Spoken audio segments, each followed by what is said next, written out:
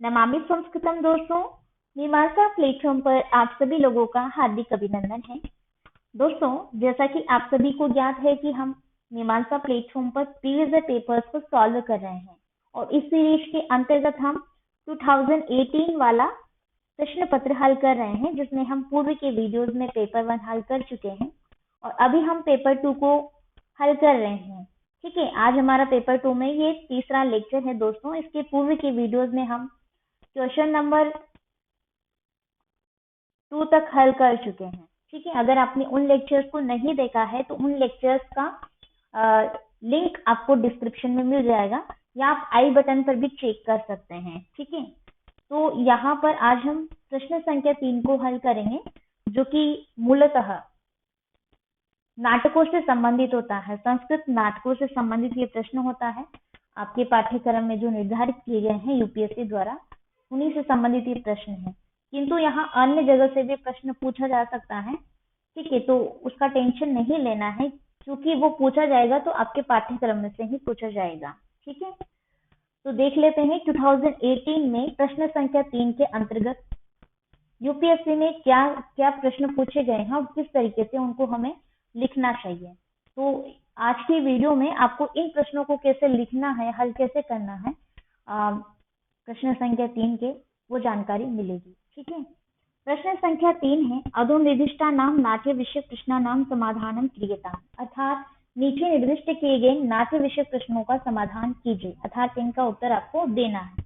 अब देखिए दोस्तों, प्रश्न से ही यहाँ पर ज्ञात हो रहा है कि नाट्य विषय प्रश्न नाम, अर्थात इस प्रश्न में नाट्य विषय से संबंधित प्रश्न पूछे जाते हैं। ठीक है, जैसा कि मैंने आपको पूर्व में बताया था, है ना। तो 2018 में यहाँ पर क्या नाटकों से संबंधित प्रश्न पूछे गए, उन्हीं को हम हल करते हैं।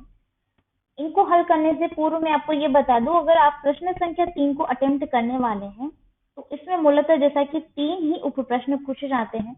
अगर आप इसको अटेम्प्ट करने वाले हैं तो इसमें से इन तीनों प्रश्नों को आपको करना है, कोई भी प्रश्न आप स्किप नहीं कर सकते हैं। ठीक है, यानी कि इसके जितने भी उप प्रश्न होते हैं किसी प्रश्न में, वो सारे आपको करने होते हैं।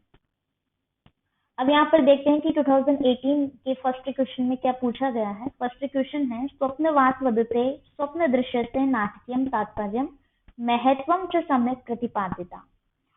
देखिए दोस्तों, प्रश्न को पढ़ने से ही आपको ज्ञात हो रहा है कि ये स्वप्नवास वदतम नाटक से संबंधित है। और यहाँ पर पूछा क्या गया है वो मैं आपको बता देती हूँ। देखिए, स्वप्नवास वदतम नाटक में एक प्रसंग आता है, एक दृश्य आता है स्वप्नवास वदतम का, स्वप्न दृश्य, जिसमें राजा उदयन जो है सपने में वासवदत्ता को देखते हैं, वो वाला प्रसंग। उसका नाटकीय रूप से क्या तात्पर्य है और क्या महत्व है, वही आपको इस प्रश्न के अंतर्गत बताना है। ठीक है, प्रश्नों को हल करने से पूर्व मैं आपको एक जानकारी देना चाहूंगी कि नाटकों में अंक होते हैं, आपको भी ज्ञात है। स्वप्नवासवदत्तम नाटक में मूलतः 6 अंक हैं और इसके 5वें अंक में ये घटना घटित होती है, राजा का सपने में वासवदत्ता को देखना। कैसे देखते हैं उसकी पूरी स्टोरी मैंने आपको बताई हुई है। इसके पूर्व में भी ये जो प्रीवियस ईयर के प्रश्न हल किए हैं वहां पर भी मैंने पंचम अंक की क्या स्टोरी है वो आपको बताई है। फिर भी मैं आपको शॉर्ट रूप से बता देती हूँ कि देखिए, पद्मावती जिससे राजा का विवाह हो जाता है, उदयन का दूसरा विवाह होता है रानी पद्मावती से, क्योंकि वो उसके ससुराल में ही है और वहीं पर भेष बदल करके वासवदत्ता भी रहती है। ठीक है, जो कि पद्मावती की दासी के रूप में रहती है। अब ऐसा होता है कि जब दोनों का विवाह हो जाता है, उसके उपरांत पद्मावती शिरोव्यथा से पीड़ित होती है, ऐसी राजा को सूचना मिलती है और साथ ही साथ वासुदेवता को भी मिलती है। अब राजा भी अपनी रोग पीड़िता पत्नी के औषध उपचार के लिए शीघ्रता से समुद्र ग्रह में पहुंच जाते हैं, जहां पर पद्मावती है, ऐसी सूचना मिलती है। और दूसरी ओर वहीं पर वासुदेवता भी को भी ये सूचना मिलती है, तो वो भी जाती है। किंतु वहां पर राजा पहले पहुंचते हैं और रोगशैया को वो रिक्त पाते हैं। वहां पर पद्मावती नहीं होती है और वे उस पर लेट जाते हैं, स्वयं ही लेट जाते हैं। ऐसे में विदूषक राजा को एक स्टोरी सुनाने लगते हैं और राजा सो जाते हैं। विदूषक शीत से बचने के लिए कंबल लाने जाते हैं, बाहर चले जाते हैं और इसी बीच में वासुदेवता उस कक्ष में आ जाती है जहां पर दीपक टिमटिमा रहा था। अब ये दीपक टिमटिमा रहा था, कितना अद्भुत दृश्य वहां पर कवि ने प्रस्तुत किया है, जहाँ पर बिछोने पर उसके दूसरी ओर की जगह खाली होती है। यहाँ पर सबसे जो अलग चीज है वो ये है कि भूल से वासवदत्ता जो वहां पर उदयन सोए हुए हैं उनको वो पद्मावती समझ लेती है, और भूल से पद्मावती समझ करके वो रिक्त सैया जो कि दूसरी ओर का खाली भाग है उस पर स्वयं लेट जाती है। उसको ज्ञात नहीं होता है कि यहाँ पर राजा उदयन ही है। तो वो वहां लेटते ही एक विचित्र प्रकार के आनंद का अनुभव करती है। और उधर राजा की स्वयं जो है सपने में वासुदेवता को देखते हैं और कुछ बड़बड़ाने लगते हैं। तो यथार्थ स्थिति को समझ जाती है वहां पर सोई हुई वासुदेवता, उसको ज्ञात हो जाता है कि तो उदयन है। तो सपने में पड़े राजा के प्रश्नों को वो उत्तर भी देने लग जाती है, ऐसे में जो भी राजा करते हैं बोलते हैं। उसके उपरांत वह राजा की जो भुजा लटक रही है एक साइड में, उस भुजा को बिस्तर पर ठीक तरीके से रख करके वो बाहर चली जाती है, क्योंकि वो वहां पर प्रचंड भेष में रह रही है और राजा को ये ज्ञात नहीं है कि वासुदेवता भी जिंदा है, जीवित है। तो वो वहां से चली जाती है ताकि राजा को ये ज्ञात ना हो। उसके हस्त का स्पर्श से राजा की नींद भी टूट जाती है और वह उसे पकड़ने के लिए पीछे दौड़ते हैं, परंतु दरवाजे से टकराकर वो गिर पड़ते हैं। इतने में विदूषक लौटते हैं और राजा उनसे कहते हैं कि उसकी पत्नी वासुदेवता जीवित है। विदूषक इसे मस्तिष्क का विभ्रम बताते हैं कि आपका ये भ्रम है, ठीक है, ऐसा कुछ नहीं है। तो अंत में मगधराज का जो है वो संदेश आता है। ये पूरी घटना जो है 205 अंक की है और ये मैं पूर्व में भी आपको बता चुकी हूँ। अब यहाँ पर एक ही लाइन में और एक ही शब्द में ये मैं कह दूं कि राजा का सपने में वासुदेवता का देखने का क्या तात्पर्य है, वो इस प्रश्न में पूछा गया है। तो वो यही है कि पूरे नाटक का केंद्र बिंदु जो है ये स्वप्न दृश्य ही है। इस स्वप्न दृश्य की घटना के आधार पर ही नाटक का नाम रखा गया है स्वप्न वासवदत्तम, जिसमें मतलब सपने में वासुदेवता को देखा गया है। ठीक है, यहाँ पर राजा को भले ही ज्ञात नहीं है कि वासवदत्ता जीवित है, किंतु स्वप्न में देखने से और उनके प्रश्नों का उत्तर चूंकि वो सुन लेते हैं और वहां पर उसके हाथ का स्पर्श भी वो पा लेते हैं, तो इससे राजा को पूरी तरीके से ये मतलब वो विश्वास करने लगते हैं। ऐसा उनको लगता है कि वासुदेवता की मृत्यु नहीं हुई है, वासुदेवता जीवित, जो कि वास्तविक रूप से सत्य भी है। ठीक है, तो ये एक भले ही सपने में देखने वाला कार्य होता है और वो वासुदेवता को जीवित समझते हैं ना। तो ये एक इसका केंद्र बिंदु है। नाटक का प्रधान जो है ये एक शब्द है, इसी के आधार पर नाटक का नाम है और इसका तात्पर्य यही है कि अगर इस दृश्य को यहाँ पर नहीं रखा जाता, अगर इस दृश्य ये घटना यहाँ पर नहीं होती तो ये समझ लीजिए कि नाटक का कोई यथार्थ नहीं हो जाता, यथार्थ नहीं रहता। ठीक है, इस नाटक का कोई महत्व नहीं रहता है, क्योंकि वो पूर्व में वासुदेवता को खो चुके हैं और दुखी हैं। और मान लीजिए वो दुखी है, खो चुके हैं, उन्होंने, चूंकि मैंने आपको बताया कि दूसरा विवाह किया है पद्मावती के संग में, दूसरा विवाह किया है। अब वो पूर्ण रूप से वास्तविकता को भूल चुके हैं, ऐसा नहीं हो सकता है, क्योंकि कोई भी नायक या नायिका को किसी भी नाटक में या किसी भी ग्रंथ में ग्रंथकार प्रस्तुत करता है तो उसका एक ऐसा चरित्र प्रस्तुत करता है कि किसी भी रूप से उसमें कोई किसी प्रकार का दोष नहीं होना चाहिए। अगर ये इस नाटक में स्वप्न में देखने वाला जो एक दृश्य है इसको नहीं रखा जाता तो कहीं ना कहीं एक तरीके से राजा के ऊपर ये दोष आ जाता है कि देखिए इसने क्या किया, पहले शादी की, वासुदेवता को भगा करके लेके आया, उसके साथ विवाह किया, उससे प्रेम किया, उसको अपने जाल में फंसाया, फिर जैसे उसकी मृत्यु हो गई तदुपरांत तो दूसरा विवाह कर लिया और वो तो पूर्ण रूप से उस रानी को भूल ही चुका। तो ये इस प्रकार का दोष ना हो, इस तरीके से यहाँ पर राजा के मना मस्तिष्क और स्मृति में वासुदेवता को जीवित रखा गया और वही इस स्वप्न दृश्य घटना के आधार पर यहाँ पर कवि ने अपनी कल्पना से प्रस्तुत किया है। ये उनकी चूंकि उनका कौशल है, ठीक है, तो इसका महत्व यही है और तात्पर्य भी यही है, आपको यहाँ पर यही चीज बतानी है। अब जैसा कि हम इसी से संबंधित एक और प्रश्न है, अगला प्रश्न है, उत्तरे रामचरिते प्रेम धर्म विरुद्धो राजधर्मः इति वचनं कथं चरितार्थं भवति। ये उत्तर रामचरितम नाटक के संदर्भ में है और यहाँ पर कहा गया है कि प्रेम का या प्रेम धर्म जो है वो राजधर्म के विपरीत है। प्रेम धर्म राजधर्म के विपरीत है। इस कथन का चरितार्थ क्या है, मतलब इसका चरितार्थ आपको बताना है, यहाँ पर प्रस्तुत करना है। अब देखिए यहाँ पर एक शब्द आया है राजधर्म। तो राजधर्म की क्या व्याख्या है? राजधर्म वो है कि जब कोई नागरिक अपने शीश पर राजमुकुट को धारण करता है और राजा की पदवी स्वीकार कर लेता है ना, तो वो अपना संपूर्ण जीवन प्रजाहित के लिए न्यौछावर कर देता है। राजा बनने के पश्चात उसकी पदवी तो बढ़ जाती है, लेकिन साथ ही साथ उसके कर्तव्य भी अत्यधिक बढ़ जाते हैं। ठीक है, ये आपने सुना भी होगा कहीं कौटिल्य शास्त्र में भी, और इसके संदर्भ में भी ये चूंकि स्वयं राम की ही व्याख्या है, राम भी ऐसा कहते हैं। तो यहाँ पर उत्तर रामचरित में के विषय में मैं बताऊं तो देखिए यहाँ पर राजा का कर्म बताया गया। राजधर्म क्या है? एक राजा के लिए निजी सुख, राय, परिवार इत्यादि कुछ मायने नहीं रखते, क्योंकि उसके लिए पूरी प्रजा उसका परिवार होती है।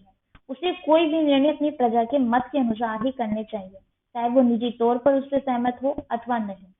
एक उत्तरदायी राजा होने के नाते वो केवल उन्हें समझा सकता है, लेकिन अपनी प्रजा के मत के विरुद्ध कोई भी निर्णय नहीं ले सकता। एक राजा को प्रजा का निर्णय हर स्थिति में स्वीकार करना ही होता है, तभी वो राजा है। राजा का अर्थ ही यह है कि वो प्रजा के द्वारा चुना गया है तथा उसके मत से प्रजा की अधिकांश जनता सहमत है। ऐसे में राजा का मत यदि प्रजा की अधिकांश जनता के विरुद्ध है तो इसका अर्थ यह हुआ कि उसको राजा बने रहने का कोई अधिकार नहीं है। ठीक है, अंतिम निर्णय केवल और केवल प्रजा का ही होगा, चाहे वो धर्म या नीति विरुद्ध ही क्यों ना हो। किंतु वो धर्म विरुद्ध भी ना हो।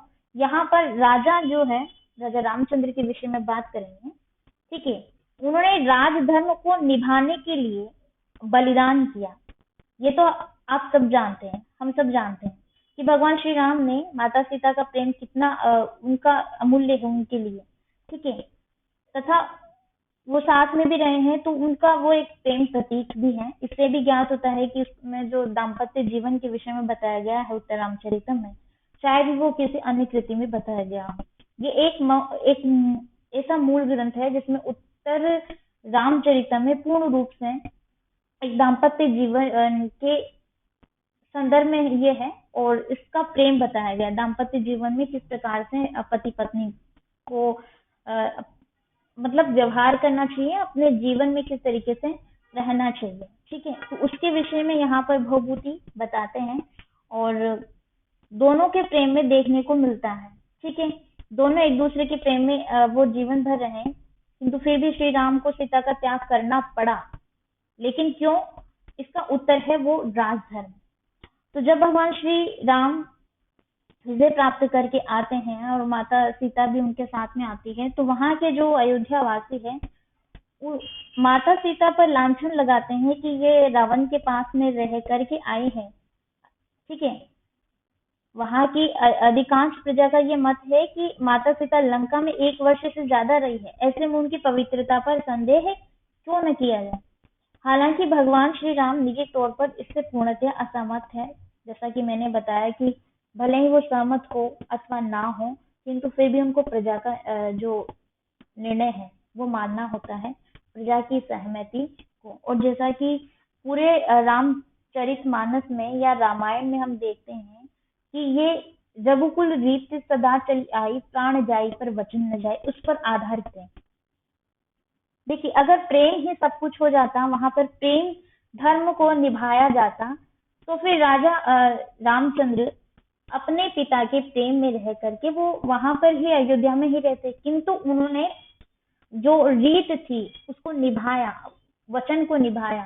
ठीक है, तो वहां पर वो वन गए। ये पूरा एक बहुत ही बड़ा अंश है पूरी रामायण का, वन जाने का, वनागमन।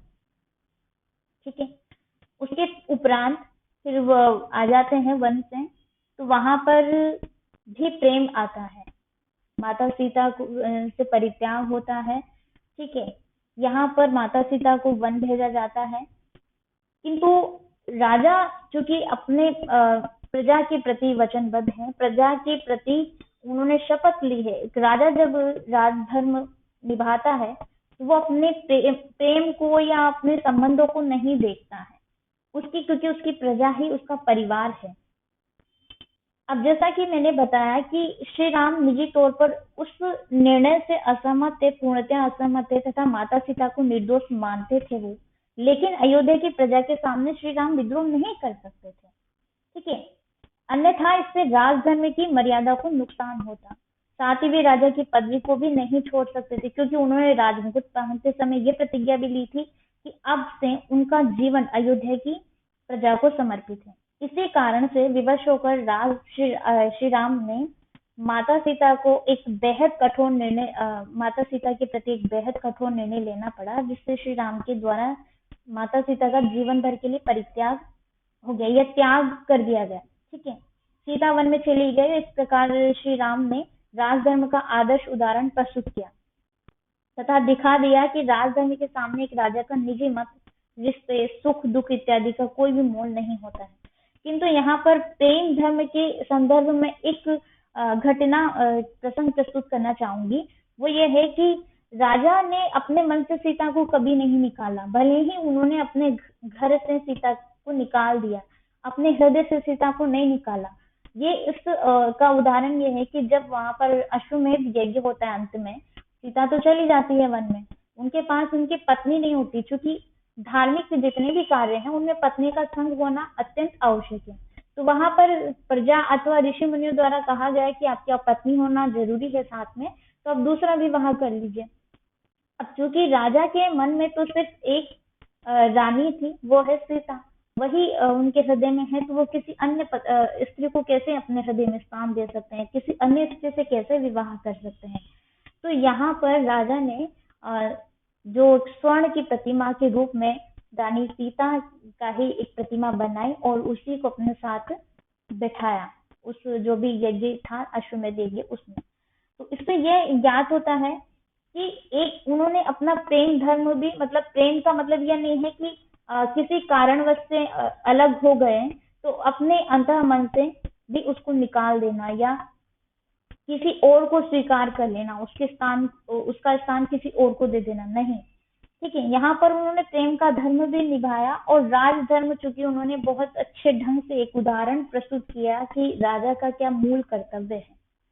ठीक है, तो यही आप इस में उदाहरण देकर के बताएंगे। अब इसका नेक्स्ट प्रश्न देखिए, यहाँ पर मैंने ये दोनों प्रश्न क्यों संदर्भित बताए हैं आपको, इसलिए बताए हैं कि यहाँ पर राजा का क्या कर्तव्य है, जो कि उसमें दोष नहीं होना चाहिए। यहाँ पर राजा नायक है, श्री रामचंद्र नायक हैं और वहां पर उदयन नायक है। तो नायक में किसी भी प्रकार का कोई दोष ना हो। अगर नायक में दोष है, नायिका में दोष है, तो मतलब ग्रंथ फिर वो सुखद अंत नहीं होगा उसका, क्योंकि इसका सुखद अंत होता है नाटकों का। तो यहाँ पर भी रामचंद्र के विषय में मैं ये कहूंगी कि उनको एक दोषी नहीं बनाया गया है, दोषी के रूप में प्रस्तुत नहीं किया गया है। अंत में इसका सुखांत ही हुआ है, जो कि मूल कथा में तो ऐसा देखा जाता है कि उनका मिलन नहीं होता है, अंत में वो नहीं मिलते। किंतु भवभूति ने अपने उत्तर रामचरितम ग्रंथ में, नाटक में अंत में उनका मिलन करवा करके इस नाटक का सुखांत प्रस्तुत किया है। ठीक है, कुछ इन्होंने अपनी कल्पना के आधार पर मूल परिवर्तन कर दिए, मूल कथा से परिवर्तित कर दिए कुछ चीजें। ठीक है, नेक्स्ट क्वेश्चन है दोस्तों, अभिज्ञान शाकुंतले प्रयुक्ता नाम ब्रह्मरहरिणी इत्यादि नाम प्रतीका नाम प्रयोजनम सातत्यम सौंदर्यश्च निरूप्य। अर्थात ये जो प्रश्न है अभिज्ञान शाकुंतलम नाटक से संदर्भित है, आपको प्रश्न पढ़ने से ही ज्ञात हो रहा होगा। इसमें प्रयुक्त ब्रह्मर यानी भंवरा, हरिणी इत्यादि के प्रतीकों का क्या प्रयोजन है, क्या उद्देश्य है, वो बताना है। सातत्यम से तात्पर्य है निरंतरता, और सौंदर्य का निरूपण आपको करना है। अब देखिए अभिज्ञान शाकुंतलम में ये दो यहाँ पर आए हैं, ब्रह्मर और हिरण। ठीक है, भंवरे और हिरण का क्या इस नाटक में प्रस्तुत करने का कवि का क्या प्रयोजन रहा है, और यहाँ निरंतरता और सौंदर्य के विषय में आपको बताना है। इन प्रतीकों के विषय में मैं आपको बताना चाहूंगी कि अभिज्ञान शाकुंतलम का जो प्रथम अंक है वहीं पर हमें देखने को मिल जाता है। जब शकुंतला अर्थात नायिका नायक और दोनों मिलते हैं तो वहां पर भ्रमर का एक प्रसंग आता है और ब्रह्म यानी भंवरा शकुंतला को मतलब वहां पर छेड़ रहा होता है, तो उससे वहां पर रक्षा करते हैं राजा, ठीक है, नायक। तो वो घटना आपको यहाँ पर बतानी है कि इसका क्या प्रयोजन है दोनों को मिलवाने का। उनकी बातचीत वहीं से प्रारंभ होती है, दुष्यंत और शकुंतला की, क्योंकि इस नाटक के वो नायक और नायिका हैं। तो भ्रमर के माध्यम से ही जब भ्रमर शकुंतला को परेशान कर रहा होता है तो वहीं पर भ्रमर से उसकी रक्षा करते हैं राजा दुष्यंत, ठीक है। तो वहीं से उनकी बातें होना शुरू होती है। फिर यहाँ पर हरिणी का एक प्रसंग आता है। हिरण इत्यादि का आपको नाम जो है प्रथम अंक में भी देखने को मिलता है, लेकिन मूल जो भाग है वो मैं आपको बता दूं कि अंक 4 चतुर्थ अंक है, जहां पर शकुंतला की विदाई हो रही होती है और वो अपने पति के घर की ओर प्रस्थान करती है। तो ऐसे में उसकी विदाई के कारण सभी लोग जो वहां पर हैं, उसकी सखियां, आश्रम के जो भी आदिगण हैं, वो सब दुखी हैं। और वहीं पर जो उसका प्रेम है वो देखने को मिलता है। एक हिरणी का बच्चा होता है जिसको शकुंतला ने पाला है, ठीक है। उसकी माँ बचपन में ही उसको छोड़कर चली गई थी। तो हिरण का बच्चा पीछे से वो जा रही है तो उसकी साड़ी को जो जिसने पहना है उसको खींचने लगता है, क्योंकि वो भी दुखी है कि शकुंतला जा रही है। शकुंतला ने अब पूरी माँ की भूमिका निभाई है उसकी, क्योंकि उसकी माता उसको बचपन में ही छोड़कर चली गई थी। तो ये हिरण का प्रसंग उसमें देखने को मिलता है। इससे भी ज्ञात होता है कि शकुंतला कहीं ना कहीं भले ही वहां से आश्रम में रहने वाली सखियों से, अपने पिता कर्ण से, ठीक है, वहां गोतनी माता से और अन्य जिनसे भी है उनके साथ उसका व्यवहार अच्छा था, किंतु वहां की जो जंतु है जैसे कि हिरण हो गए, ठीक है, हिरण का बच्चा, मयूर हो गया, मोर का भी प्रसंग आता है यहाँ पर। ये समझ लीजिए कि मोर का प्रतीक भी पूछा जा सकता था आपसे, या नहीं पूछा गया है तो आप इसको तैयार भी कर लीजिएगा, हो सकता है आगे पूछा जाए, ठीक है। और साथ ही वहां पर जो वहां की का सौंदर्य है, प्रकृति का सौंदर्य, तो प्रकृति के सौंदर्य के रूप में अब मैं बताना चाहूंगी कि वहां की जो लताएं हैं, वन ज्योत्सना लता, उसको सींचती है शकुंतला, तो उनके प्रति, लताओं के या पेड़ पौधों के प्रति, वहां के जंतुओं के प्रति उसका कैसा व्यवहार है, कैसा प्रेम है, वो देखने को मिलता है। हिरणी के प्रतीक से ये भी हमें ज्ञात होता है, ये भी कहीं ना कहीं इसका प्रयोजन है, ठीक है। तो इसका सौंदर्य आपको बताना है, भ्रमर और हिरणी का यहाँ पर क्या प्रयोजन है प्रस्तुत करने का कवि का शकुंतला में, विज्ञान शाकुंतलम में, वो आप लिखिएगा और उदाहरण सहित लिखेंगे तो ज्यादा बेटर रहेगा। आपको अंक ये अच्छे तरीके के मिलेंगे, सटीक आंसर होगा, मतलब एक मानक आंसर वो होता है जहां पर आप अपने कुछ प्रमाण दे करके उस उत्तर को प्रस्तुत करते हैं, जैसे एथिक्स में हो गया, ठीक है। तो यहाँ पर भी आपको भले ही इसमें उदाहरण नहीं पूछा गया है, लेकिन प्रसंग बताने के साथ साथ ही आपको उदाहरण दे करके बताना होगा, ठीक है। तो मैं उम्मीद करती हूँ किस तरीके से इन 2018 के तीनों प्रश्नों को हल करना है, नाटकों से संबंधित जो कुछ कोई भी प्रश्न पूछा जाता है उनको कैसे हल करना है, वो एक बेसिक आइडिया आपको लग गया होगा।